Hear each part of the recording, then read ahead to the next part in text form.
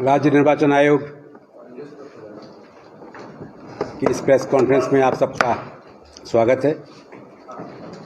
जैसे कि आप सबको विदित है, प्रदेश में 15 नगरीय निकायों के निर्वाचन संपन्न कराए जाने हैं, जिसमें 4 नगर निगम हैं, 5 नगर पालिकाएँ हैं और 6 नगर पंचायतें हैं।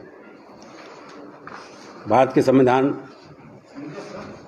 के अंतर्गत जो 10 जिले हैं जहां आम चुनाव होने हैं, उसमें रायपुर, दुर्ग, राजनांदगांव, बेमेतरा, रायगढ़, कोरिया, सूरजपुर, कांकेर, सुकमा और बीजापुर। इसी के साथ 11 जिले ऐसे हैं जहां पर किसी न किसी वार्ड में, किसी नगर निगम में, नगर पालिका में या नगर पंचायत में उपचुनाव होना है।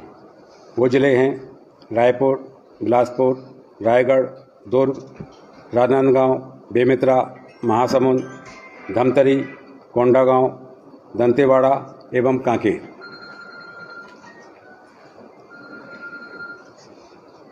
राज्य निर्वाचन आयोग विगत 2-3 माह से इस निर्वाचन की कार्यवाही में लगातार संलग्न रहा है। विभिन्न स्तर पर अधिकारियों की बैठकें की गई हैं, तैयारियों का जायजा लिया गया है। तो कल आप सब विदित जानते हैं कि हमने उन जिलों के कलेक्टर, एसपी को भी बुलाया था। उनसे हमारे विस्तार से विचार विमर्श हुआ है और आयोग को संतुष्टि कल हुई है कि अब निर्वाचन संपन्न कराए जा सकते हैं। तो तदनुसार आज निर्वाचन कार्यक्रम घोषित किया जा रहा है। जैसा कि मैंने बताया, 15 जो नगरीय निकाय हैं उनमें 370 वार्ड हैं जहां चुनाव होंगे। 16 नगरीय निकाय के 17 वार्ड ऐसे हैं जहां उपचुनाव होंगे। 3 वार्ड रायगढ़, धमतरी और कांकेर। एक वार्ड यहाँ पर है जहाँ पर इसकी घोषणा हम 1-2 दिन बाद करेंगे, लेकिन यहाँ भी चुनाव करने का निर्णय आयोग द्वारा लिया गया है। इसका जो अंतिम प्रकाशन है वो कल होगा, लेकिन निर्णय आयोग ने आज लिया है कि उसमें भी निर्वाचन संपन्न कराए जाएंगे। अहम बात, नगरीय निकाय हैं तो कुछ राज्यों में तो ऐसी स्थिति होती है कि नगर निगम, नगर पालिका की संख्या इतनी नहीं होती है। हमने विगत 1 वर्ष पूर्व लगभग 151 नगरीय निकाय में चुनाव कराए थे। 15 के चुनाव अब कराए जा रहे हैं। तो ये भी थोड़ा सा गंभीर विषय आयोग के सामने था कि एक बार 15 नगरीय निकाय के निर्वाचन,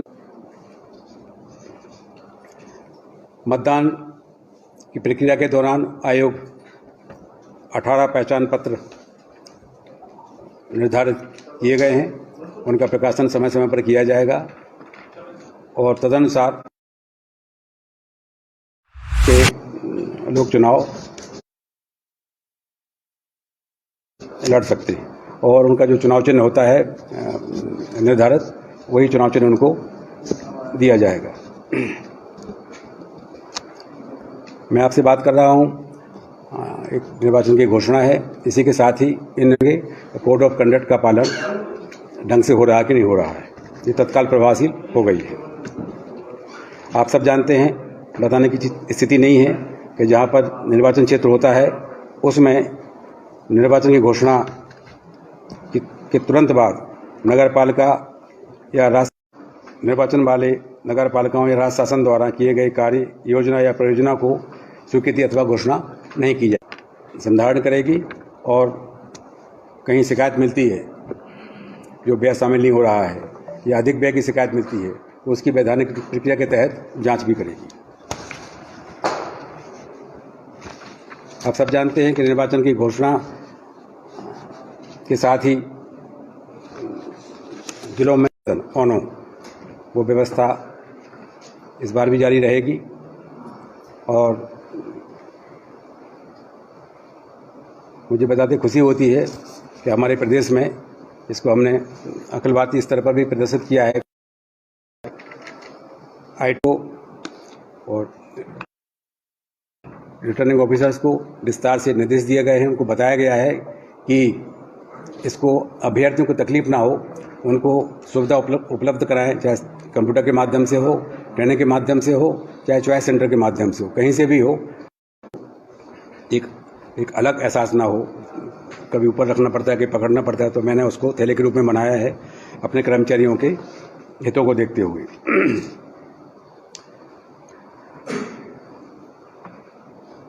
राज्य निर्वाचन आयोग ने 1920 में ऑनलाइन को देखेंगे तो लगभग एट पार है भारत निर्वाचन आयोग की जो फोटोयुक्त निर्वाचक नामावली। इसमें बल्कि हमने आगे ऑनलाइन नॉमिनेशन का भी हमने एक कदम आगे बढ़े हैं।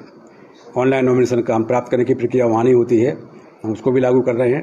और आपको बताया मैंने, आप सबके सहयोग से आप लोगों ने बाधा उसको प्रचार प्रसार किया था और बड़ा अच्छा रिस्पॉन्स मिला था। पूरे राज्य में लगभग 75,000 के ऊपर पंचायतों में और 11,000 के आसपास नगरीय निकाय में हमें ऑनलाइन नॉमिनेशन प्राप्त हुए थे। उसका आगे की प्रक्रिया बहुत सिंपल है, उसमें स्क्रूटनी, आप सबको सूची उपलब्ध कराना, इसकी सीमा लोगों को, आम लोगों को पता हो। व्यय सीमा का निर्धारण करने का मतलब अर्थ ही यही है कि मतदाताओं को पता हो, आम लोगों को पता हो और अभ्यर्थी को पता तो रहते ही, क्योंकि उनको तो फॉर्म भरना है, लेकिन सब लोगों को प्रचार प्रसार हो कि ये व्यय सीमा इसमें निर्धारित है।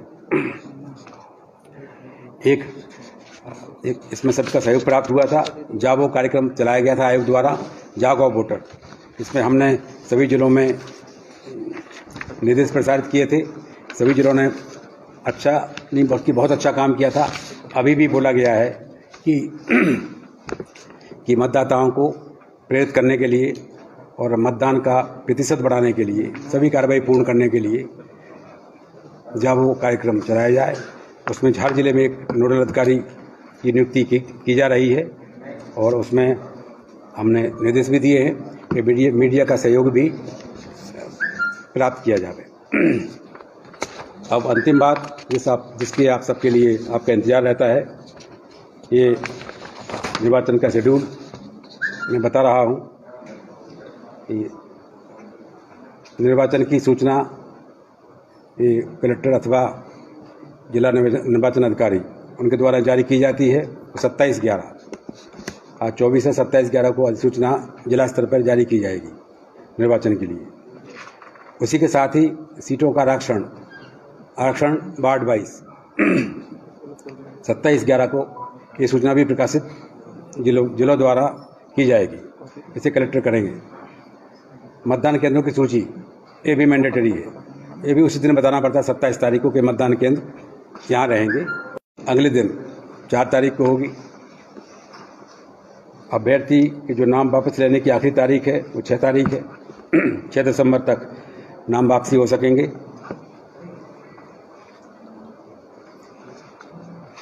जो उसकी सूची तैयार होती है जिस